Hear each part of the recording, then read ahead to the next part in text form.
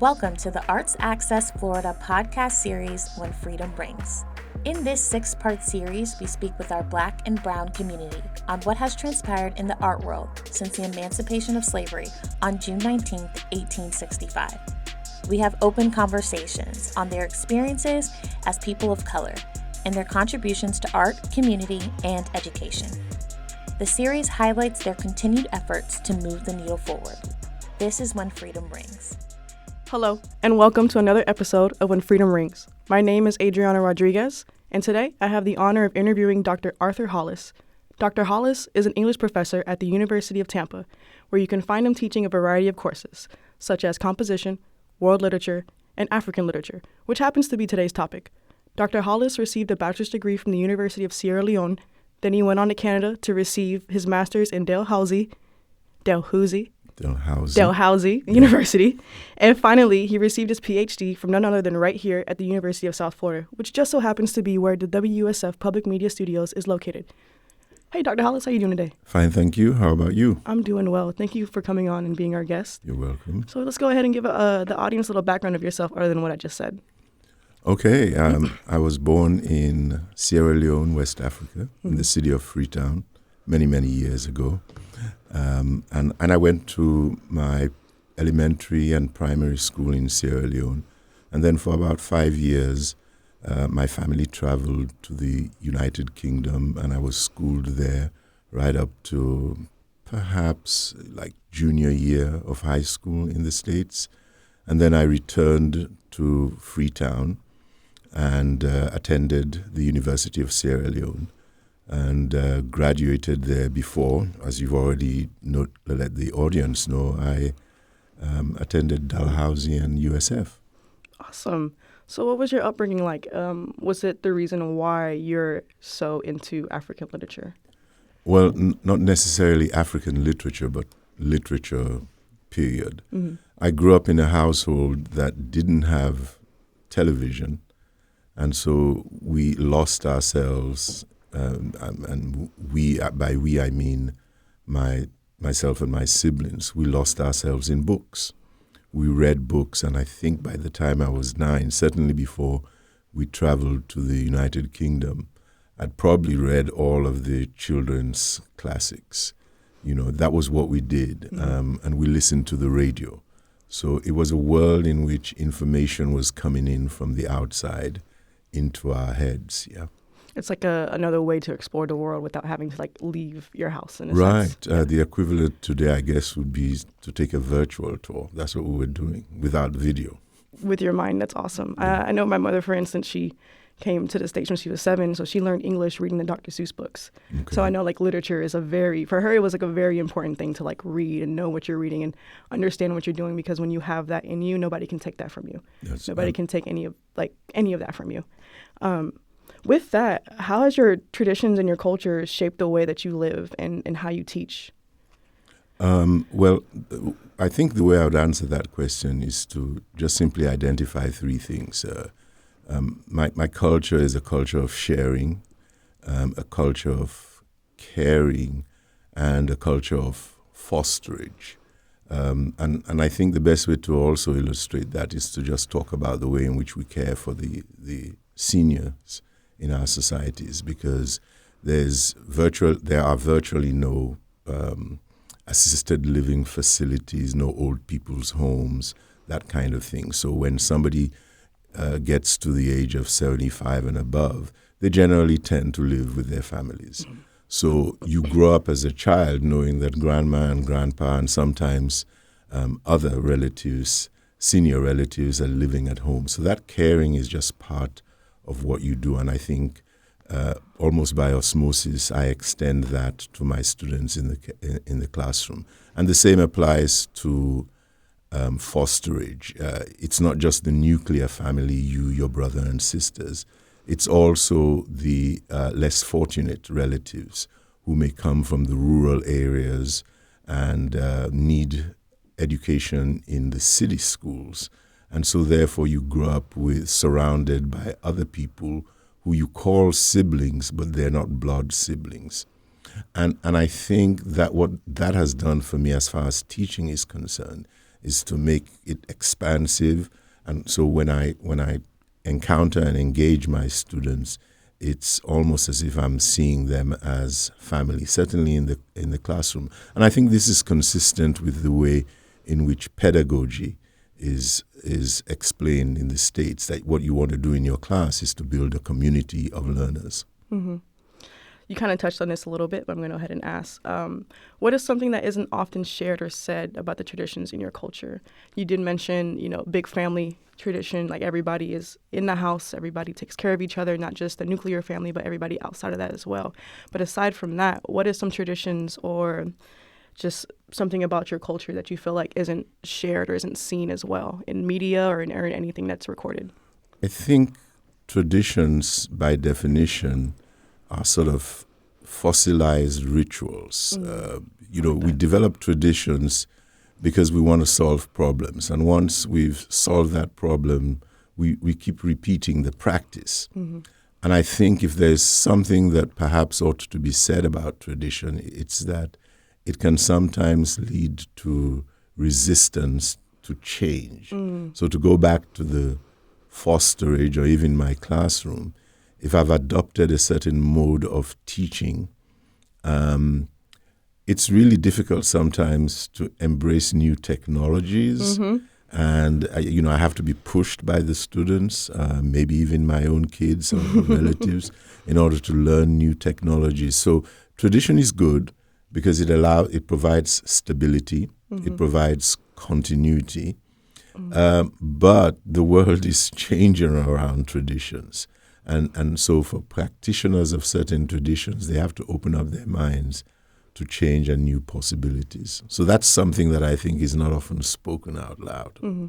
I like that. It's a reassuring way of hearing that, older generations are able to open up and change as new ways of thinking, new ways of learning and living coming through. And I think it does create a really cool blend of traditions or of newer ideas for fostering togetherness and oneness and things of that nature. Yeah. So let's go ahead and dive into this topic that we are here for today. So you brought up something really good when I was doing research on you and on this topic in general, and you said that we should change the term from just African culture or the country of Africa to the African diaspora. Mm-hmm. What does that mean? The term itself, diaspora, refers to the scattering or dispersal of a people. So you probably have heard of the Jewish diaspora. And the African diaspora just simply provides a label for you to identify the people who are scattered. Mm. The scattering resulted from the transatlantic and the trans-Saharan slave trades. Mm-hmm. So Africans were dispersed to other parts of the world because of those two routes or trades. This is not to say that there weren't African explorers, but we don't hear about those kinds mm-hmm. of people often enough. Mm-hmm. More recently, Africans have voluntarily left the continent for economic reasons. They want a better life in another place.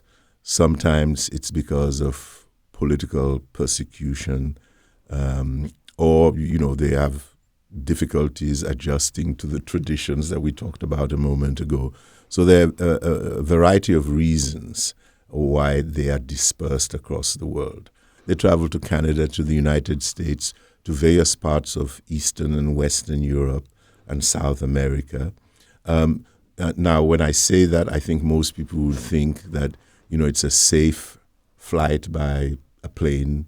You enter through a recognized port, but we all know that there are migrants who flee on foot, mm-hmm. who try to cross from North Africa into Europe across the Mediterranean Sea. Mm-hmm. But these are all the constituents who disperse around the world and then form sometimes large conglomerates or communities of black people who, because of their shared common point of origin, tend to have similar cultural characteristics and features. Mm-hmm. And it's that whole sort of collection of people and practices that we call the African diaspora. But it shifts. It's kind of like an amoeba. And, it changes according to time and the composition of people who do most of the traveling. Why do you feel, or why do you think it's important for us to recognize and understand this term, especially in today's world and what's going on? I think the best way of illustrating that is perhaps to mention that last week, the new British Prime Minister appointed a British citizen, so he was born in the UK, who is now the Chancellor of the Exchequer. The Chancellor of the Exchequer is the equivalent of the U.S. Treasury Secretary. Okay. And his name is Kwasi Kwarteng. Both his parents were from Ghana. If you think of General Colin Powell, he died recently, maybe 2 or 3 months ago. His parents, he rose to become the Secretary of State of the United States. And I think at one point he was the chairman of the Joint Chiefs of Staff. And his parents were from Jamaica.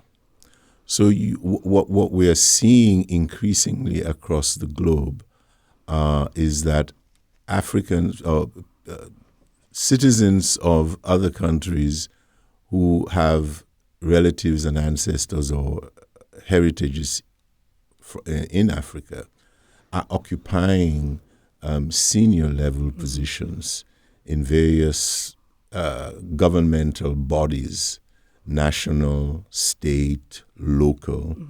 And I think the importance of that is that these voices that may have been marginalized are given an opportunity to be heard as policies being formulated at the national level, so that it's not just confined to a particular population, to, let's say, white males, for instance, or any other majority population.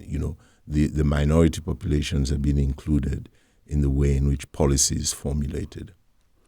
And with that, what do you think the African diaspora has the effect on literature and culture and anything creative, anything with the arts, anything with life? What effect do you think that it has, or how do you think that has affected it? It's hard to measure the effect, but it's certainly there. And I think the best illustration of that is Chimamanda Adichie. I don't know if you've heard of her, but she's from Nigeria and is arguably the most well-known fiction writer, African fiction writer in the world, arguably, I say. She's written 5 books. They've been translated, I am pretty certain, into the major languages of the world. And so her works have circulated way beyond Nigeria to all parts of the globe. One of her books, We Must All Be Feminists, was so popular, or at least so important in the eyes of the Swedish government, that they gave the book to every 16-year-old in the country. Oh, wow. Okay. So that gives you a sense of, the reach of these individuals who belong to this African diaspora. Again, I can't tell you with any degree of certainty what the effect is. In other words, I can't measure it for you. But it's these individuals and personalities, they're movie stars, sports stars, they're out there. They're being recognized as black or mixed race. And I should point out that they are white Africans as well. And I think what they're doing is sort of gradually elevating the profile of black people right across the globe. Among the 25 most popular TED Talks is Chimamanda Adichie's The Danger of a Single Story. Words from her speech, "We should all be feminist," was part of Beyonce's Flawless album. Okay. Okay. All right. Okay, that's right. Yeah. Okay. So they're not necessarily political figures. Mm-hmm. They're not necessarily people who are going to change the world. But if young girls and young boys are familiar with these people and familiar with where they come from, you can see how they would at least change the mindset of the younger generation and anybody who's exposed to their material. Shakespeare and British English writers and how they shape history in our classroom, especially here in America. In a Dr. Hollist world, how would this translate with African literature? Typically, I teach introductory courses to African literature, and I typically start by telling students that modern African literature, as we understand it today, started around the 1950s. Okay. With Chinua Achebe and Things Fall Apart. You've probably heard of Things Fall Apart. So in my sort of perfect world, that's where I would start and then teach the established writers like Achebe. But African literature is dynamic and it's evolving. And we talked about the African diaspora. There are lots of Africans who were born in the continent, kind of like me, who now are naturalized citizens of either the US or some European countries or Canada and Australia, who are creative writers. And they are generating pieces of literature, fiction, poetry, nonfiction, that are not Africa-centered. The reality is my experience is a lot more sort of mixed, more hybrid. I've spent more of my life in the United States than I've actually spent in Africa. So when I write, and most writers do this, they write from their own experiences. And consequently, when you talk about African literature, I'm often wondering whether to include Black diasporic writers, or just confine African literature to that produced by Africans in the continent. At this point, it will be sort of the individual choice of the professor, but that's the sweep that I would take if I wanted to introduce African literature. Now, hey, there's graduate work and doctoral work that could lead somebody to zero in on a particular concentration or a particular field. So in your opinion, what is the state of African literature? Because you did just explain how it's just a mixture of people's experiences being born in Africa and living elsewhere, or they're in Africa and they're actually writing these stories and everything of that nature, and being that actual, like you said, the historical findings of written actual books, maybe 1950. So today, what would be the state of African literature? I would say it's dynamic. Okay. It's growing. And it has evolved. See, people like me who teach in universities tend to be narrowly focused on books that are published. Publishing is expensive. Yes. You need an infrastructure in order to publish a book, meaning you have to have a press, you have to have editors, agents. All of these people have input in the production of a book. Because the infrastructure that I've just described is not present, the internet has now become the vehicle through which Africans publish, quote unquote, their material. Is that why you have, I know that you have a website, so is that why you share other works of literature on your website? That's partly it. But there is a whole array of literary material that's been published that people like me who teach in universities might consider sort of second rate, but that are the very popular. Shorter stories written in indigenous languages, giving advice, very didactic. They teach you things. There are pamphlets. There are radio shows. Even think of stand-up comedians. People who want to tell their stories are using these various media to tell their stories. So people are interested in stories. They're just delivering those stories in different forms. And I think it's universities and professors who have to catch up to the direction in which the literature is going. Right. So speaking of teaching and attending universities, you attended three different universities in 3 countries on 2 different continents. Is there a difference between the way education is taught and received in those environments that you were in? So being in those different, like I said, different countries and environments, like Sierra Leone to Canada and then down here to Tampa, and then taking all that, how does that affect what you're trying to teach, how you teach? Did any of those experiences have anything on the professor you are today? Oh, absolutely. The Sierra Leone educational system is based on the British educational system.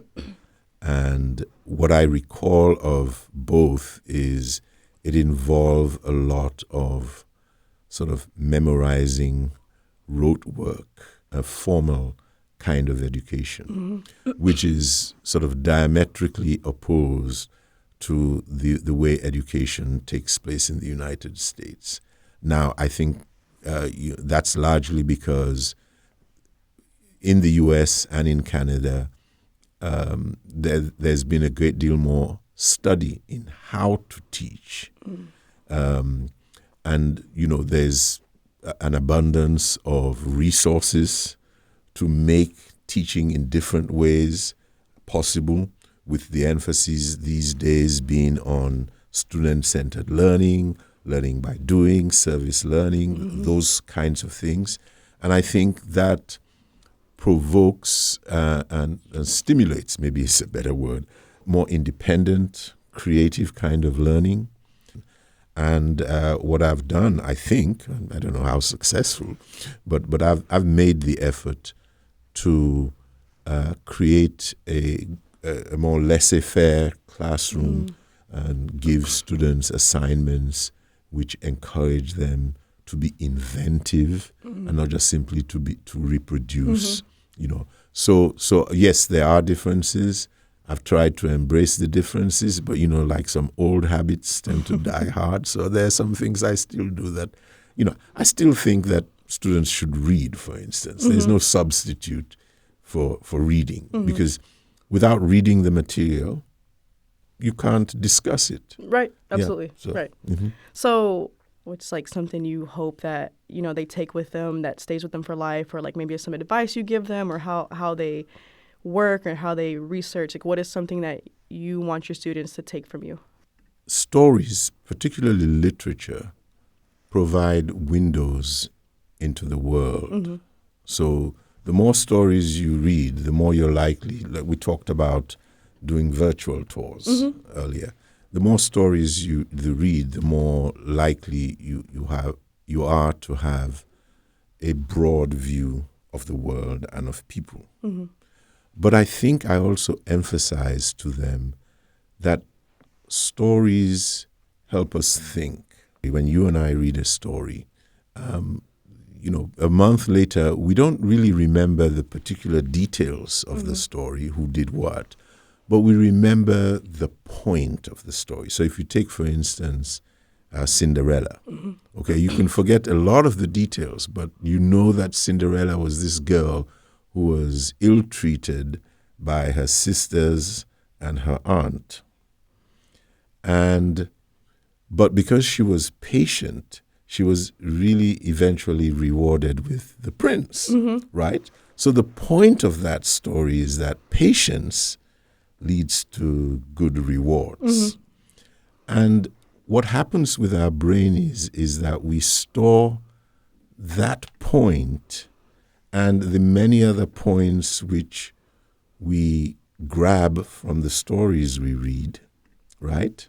And we use that when we come across new situations. So if you find yourself now living with an aunt and her daughters and they're ill-treating you, you use the Cinderella story to teach yourself to be patient. Mm-hmm. And so stories help us think. So I always tell my students, read and get the point of the story, but even more importantly, learn to tell stories so that you can shape how other people see the world. Mm-hmm. And it's a very powerful tool. Everybody's experience is one thing, so when they read the story, their like personal experiences like come into that some way, shape, or form. And then when you share that reading experience with other people, you kind of see how their perspective of how they saw the story. But at the end, when everybody comes to the same conclusion, it's kind of like to me, it's kind of a beautiful thing because it's like so many different minds, so many different ideas, so many different ways to process information and what's in front of you, and then to come to the same conclusion and to teach that to other people. I like that idea. I've also found that you're working on writing a novel between relationships of Africans, African Americans, and Caribbeans. The Caribbeans. Why is this important, and how has this journey affected your writing? It's important simply because that's the orbit in which I live. You attend functions. You inevitably are going to run into people from the Caribbeans and African Americans. And in as much as we are all black, we all don't share the same views and cultures. And even when some of us are from the same continent, people from Eastern and Southern Africa are different from people from West Africa, and those two groups are different from people from East Africa. So it's the dynamic. Okay. Oftentimes there's an expectation that we are homogeneous, and we're not. And I'm trying to understand that relationship and how it plays out in various areas of life. And so that is my preoccupation in terms of my creative writing. And there's just tons of stuff to write about. I wish I had enough time to explore that in the various ways. I think one of my most recent stories deals with it in terms of LGBTQ issues, in which an African, a young man born in Sierra Leone, spends most of his life in the U.S. and then decides to return home and sort of come out to not only his family but to his rural community, and it throws that community into disarray. Well, it's those kinds of issues, how they connect with where we come from, where we are now, and the different value systems. It's that nexus of issues that I'm interested in exploring. That sounds like a very interesting story or topic to even like read or know. Just knowing people's cultures and how they grew up and families, and then being a part of the LGBT community and coming out, or trying to play that safe space between, okay, I want to be myself, but I also want my love and my family and everybody to still be there. So I think that I want to read that story. That sounds like a really, really interesting story. Yeah. So speaking of writing, in 2013, you were one of the top 5 finalists for the 2013 Kane Prize for African Writing. 96 entries from 16 African countries. What was that experience like? Oh, that was a wonderful experience, except the fact that I didn't win. That was the bad part of it. I wrote and turned this story in, and I'd even forgotten. So the day I got the email notifying me that I was shortlisted, I initially didn't even remember which story I sent.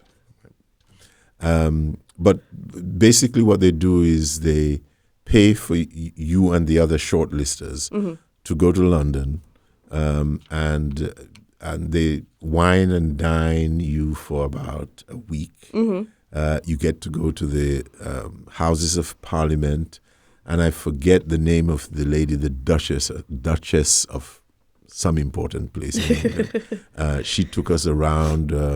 We went to Parliament. We had lunch, and we toured the building. In between all of these activities, we did readings, and then the night before then we were driven to Oxford University. You know about Oxford University, the Bodleian Library. And it must have been a world, you guys must have been in heaven for that one. Oh, yeah. I mean, it was really a great experience. But that's where the nervousness comes in, because they put 5 people together for an entire week. You're literally doing everything together. So it's kind of like being on a what's the program called? Big Brother Light version. Yeah, it's only 1 week long. So you get to know these people. You get to even like them. But underneath all that sort of is the game. Fighting, Yes. I want to win. I don't care. Then sort of halfway through the dinner, they announce the winner. And when you're not the winner, you're sort of like in a daze. But the exposure, the fact that you're shortlisted, in my case, has been very helpful to my career. I've had an opportunity to go to Kenya to read and go to Germany to read. So you may not win, but there are benefits that accrue from being shortlisted. So how has this motivated you? Oh, it's made me want to write more, and I'm continuing to do so. So you're continuing writing. Do you continue to submit to various arts and literature organizations as well? Yes, that's what we do as professors. But yeah, absolutely. Anytime I have an opportunity, I submit to a competition or a journal or a magazine. And that's what I do on a continuing basis. Speaking of those, what are some publications or online assets that you feel do a great job at highlighting African arts and culture? Well, I am wedded to 2. There's Wendy Belcher's website, and I think it's wendybelcher.com. Okay. And it provides some of the most sort of well-researched information on African, pre-colonial African writing. Okay. Identifying the writers, the scripts, the languages. So for me, I found this very exciting because honestly, I did not start studying African literature until I came to the United States. Okay. Until I was about to write my dissertation right here at USF. That was when I started focusing in. So that website, if you're interested, is sort of where you want to start, so that you have the background as far as pre-colonial African writing is concerned. And then I hope I don't butcher her name, but her name is she's a professor, Cora Ataguchi. Okay. And she has easily the most comprehensive website and timeline on African history and culture. Literally anything that you want to know. Oh, wow. It's pages and pages of dates, names, events, individuals. Wow. Structured in an easy to access format with links built in so that you can watch videos. And typically I just tell my students, okay, for background information, this is the site that you need to go. But, hey, good old YouTube is there. You Google anything, you'll find That's something. very true too. That's very true too.